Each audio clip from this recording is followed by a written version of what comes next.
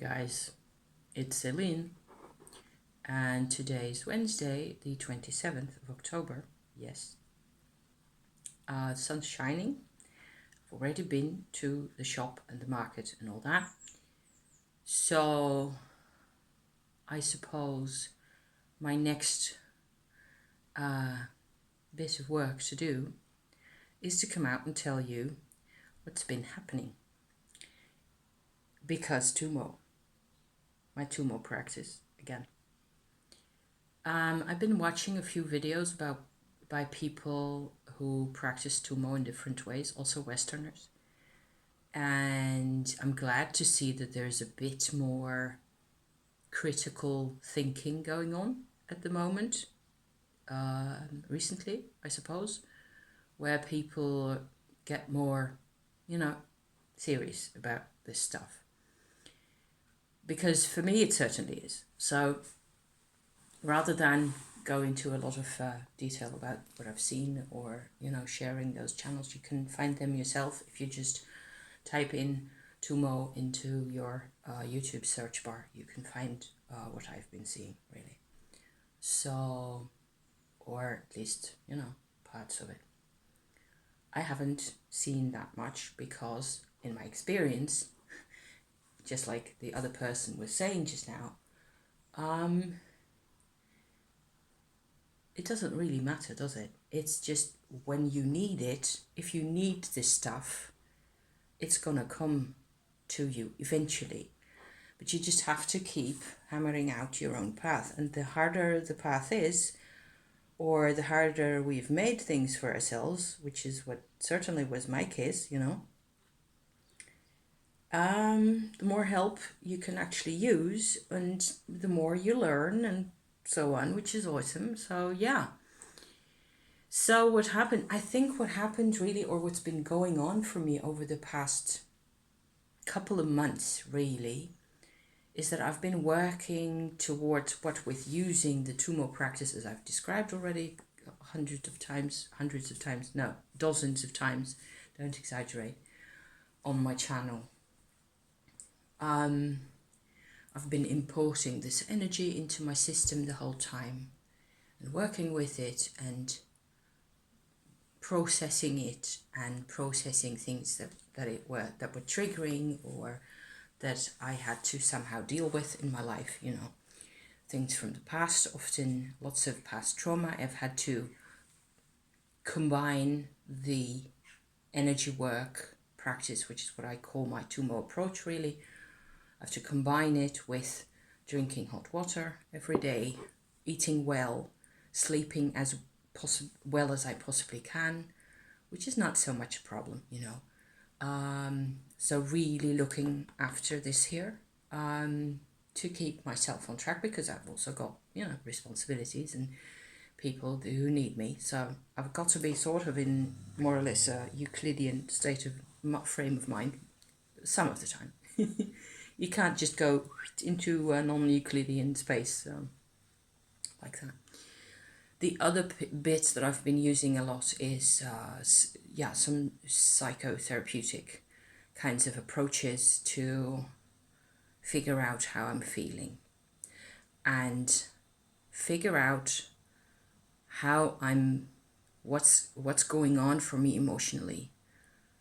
Not only on the surface, which is often really hard to get at. Even the surface is hard to get at for me sometimes. But certainly also below the surface. So Tummo has helped me to uncover and unearth a lot of those old things. And then I have to finally sort of find ways to make sense of this. Another thing that's helped me enormously is making YouTube videos. So I think that the fact that my channel is just still going is because I keep going and I keep doing this because it works for me. And I still get, a few views on each of these little sessions here. And it seems to sort of consistently be alive, if you know what I mean.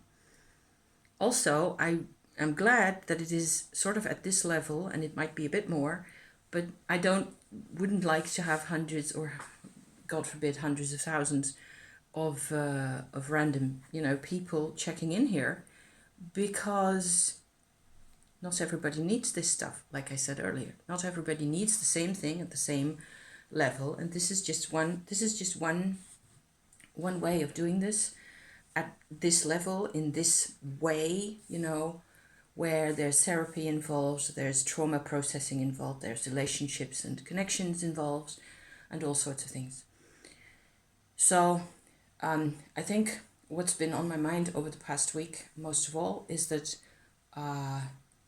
this getting at emotional levels for me is actually the most important part. I'm trying to reinvent myself, if you like, reintegrate parts of me that were lost through trauma. Some of the reintegrating goes by itself if I let it. If I don't resist, if I just don't go all claws out and heels into the sand, resisting what's happening. Occasionally, like last night, it gets complicated. And this is what I'm here to share. So hence the, introductory waving of hands. How long have I been in? 6 minutes. That's fine. In my book. So what's been going on is that I realized earlier this week, at some point, that I tend to, which is kind of silly and funny in a way, I tend to go into super woman mode very easily. So where people need me for something, or need me to be available, or need me to exist for some reason, around them. Often it's my husband, or it has to do with some type of work or other. And I don't really know how to do it at that point, or don't really know how to, I'm not really completely my best self, whether it's for hormonal reasons or because of something else, or because of not being in an ideal kind of a situation. I don't know, or simply because pressure. And it's pressure, and I maybe don't do pressure really well. Very simply put, that may be quite a factor. So what I do is I go into what I call Superman mode, Superwoman. In Dutch, where I'm from the Netherlands, we say supermens, meaning super person, really, superpower. And it's really easy, because then I can just sort of instantly delete anything emotional or difficult or dark from my system, and just bulldoze on ahead and get things done. Things actually do get done. Don't ask me in what mode or whether I am happy doing these things. I tend to feel in control, which is not the same as feeling happy. I'm finding out, So I realized that I got into Superman mode again earlier during the weekend. It often happens to me during the weekend when my husband's home and we're talking and we're having exchanges and conversations and things, and there's things going on for him as well. And I seem to be his in-house therapist some of the time, some of which is okay, really, because I can do it. It isn't a problem of doing it, it's a problem of how I do this. So invisible factors affecting the situation, really, for me. So I realized that I have if I have a path, the path has a sort of a split somewhere along the line. And if I'm in my Superman mode, which is often also on my channel, also when I stand here talking to you, or sit over there talking to you, doing the same thing, I tend to be this in control kind of a person. If I want to get to the other side of me, the more receptive and emotional side that actually understands emotion and connection and allows me to have relationships, which is rather a big deal to me more and more, I need to sort of imagine that I backtrack from my Superman mode down my little path that I've walked to the split. And then I can take the other path from there. That was what it was like yesterday during the day. I actually got more into, so I end up watching a lot of Billie Eilish videos, for example, interviews as well as songs and things like that. And with occasional forays into the astrology for people on Monday, so the day before, I was watching things that had to do with Lana Del Rey, who's another, pop celebrity who makes music that I kind of enjoy sometimes, or that I can appreciate at least. I don't always necessarily feel like it's completely my thing, but I appreciate what it is they're doing, and I can sort of see the difference between those two figures, for example. And I was looking at the astrology and all sorts of things, so I was having fun with that. And it's a lot more about being female, I suppose, whatever that really means.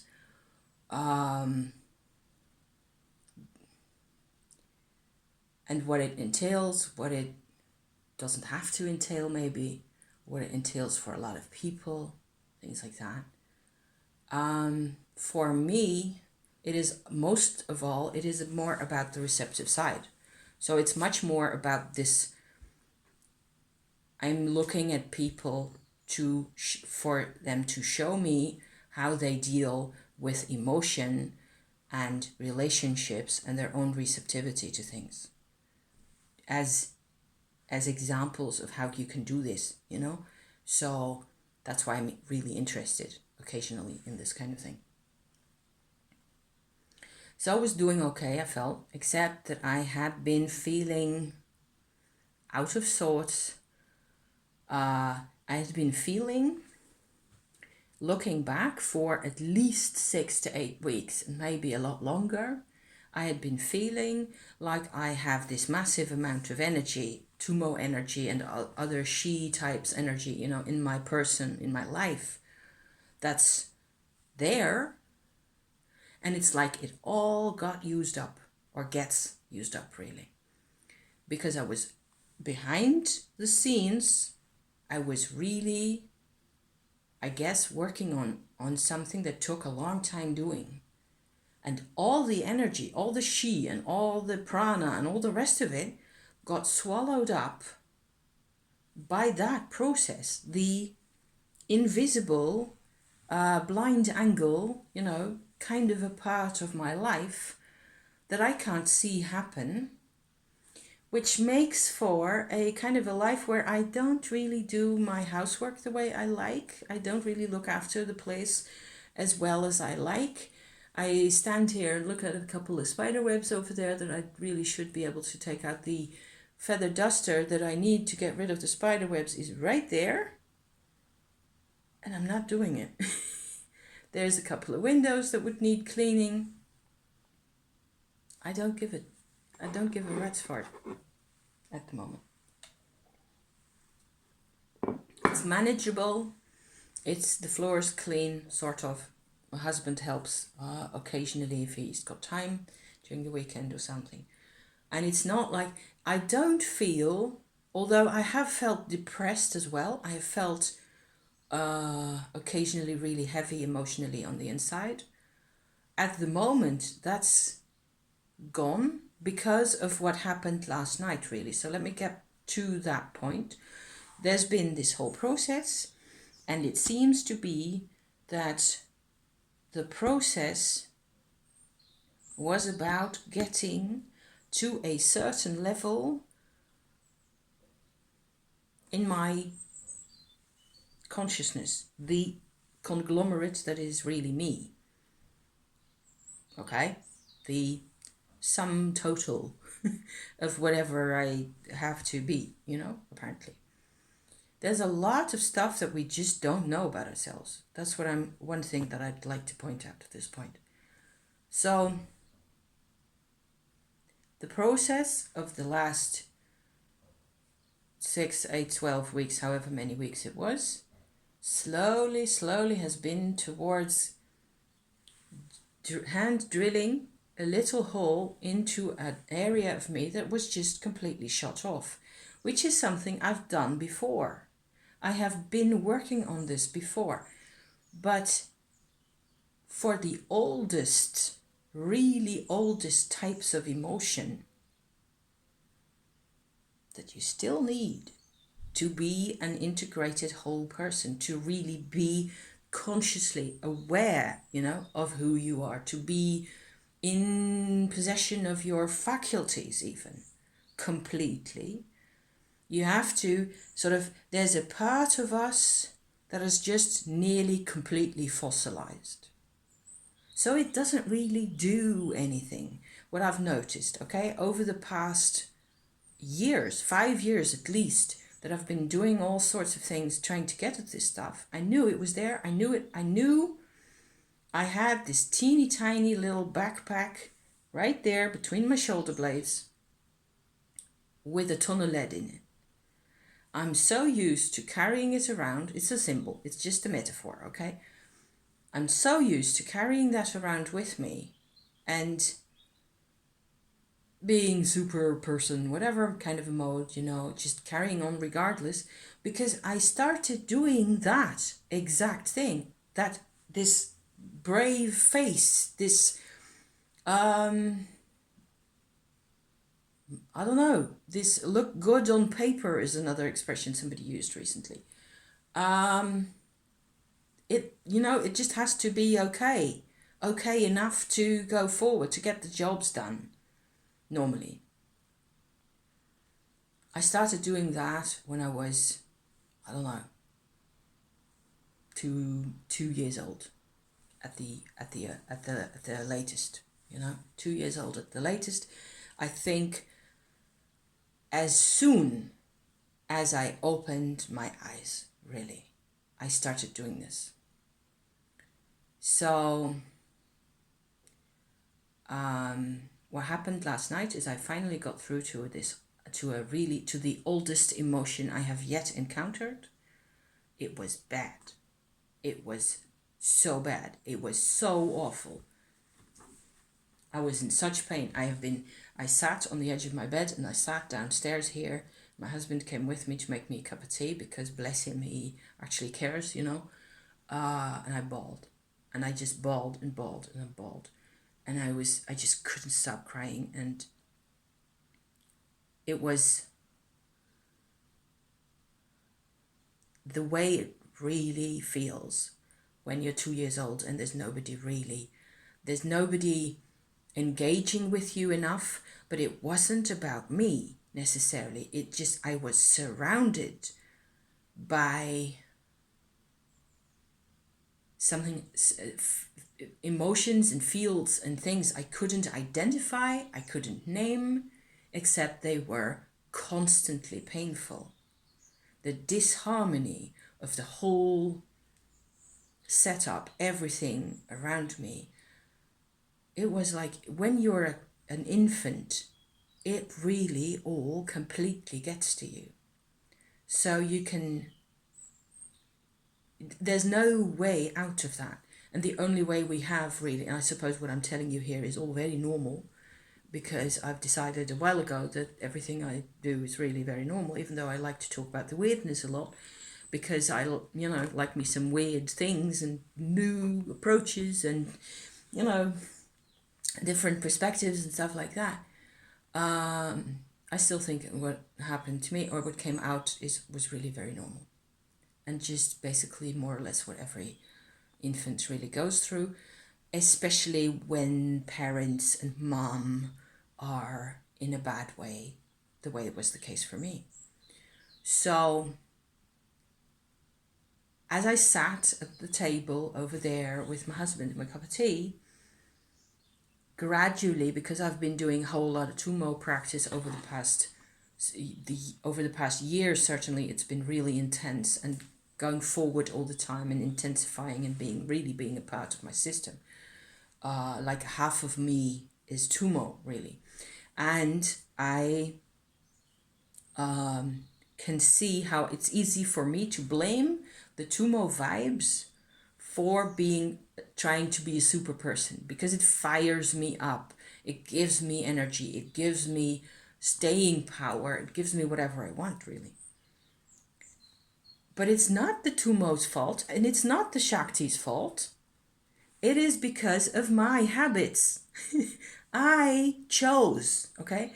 So seeing that as I was sitting there, seeing how god awfully it hurt to be back in this infant body, in this infant state of affairs, state of mind again. Gosh, it was awful. I have to record this for posterity because this is life. Life is quite a lot of the time, life is pain. If life isn't pain, bless you, thank you, and awesome, and congratulations. But for a lot of people, there's more pain than you can handle, or you just figure out ways to handle and bypass and leave it as is because you don't know. I cannot blame myself either. Not only can't I blame the Tummo for giving me Superman ideas, I cannot blame myself either for having chosen this path. I did not have the strength. However, sitting there last night at midnight, I think it was, nearly, I could feel the Tummo inside me, the energy that has charged me up in all these nooks and crannies of my person, of my body, and of my chakras and my channels and all the rest of it, it was sort of seeping into this newfound territory. And I was wondering afterwards how it is that we have so many channels. I'm just calling those channels for lack of a better word, and for total lack really of any insight into the matter, because I can't say at this point what it is that is this part of us that remembers. It actually remembers perfectly everything. Not the words necessarily, because when I was 2, or when I was 2 months old for that matter, of course I didn't understand the words. I didn't have perspectives, or at least none. I didn't have a way to compare perspectives, So it doesn't look the same as what it looks like in the here and now, or what it used to look like when I was 15, for any example's sake, But the Tummo sort of percolated quietly and softly into that area. It was so gentle. And I was so grateful that it was actually this gentle. And I was just letting it, I wasn't I was in such a mess. And I just drank it in there, slowly. And it gave me courage again. And it sort of it healed the pain. And it's incredible. The pain isn't really completely gone, but it isn't overwhelming anymore. And it doesn't determine what I have to do anymore.